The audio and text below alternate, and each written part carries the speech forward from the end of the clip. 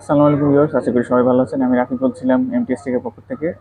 সামনে দেখতে পাচ্ছেন অনেক অনেক ট্যাবলেট, সব ব্র্যান্ডের ট্যাবলেট আছে।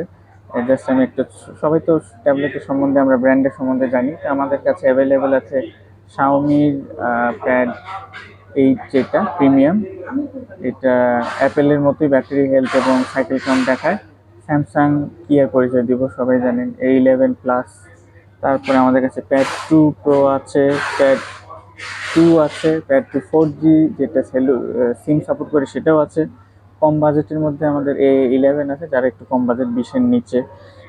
এবং এই যে আমাদের প্যাড 7ও আছে, এটাও একটা প্রিমিয়াম। তো সব ধরনেরই আমাদের কাছে ট্যাবলেট অ্যাভেলেবেল আছে।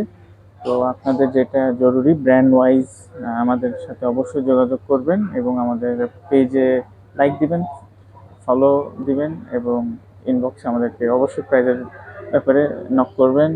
ধন্যবাদ।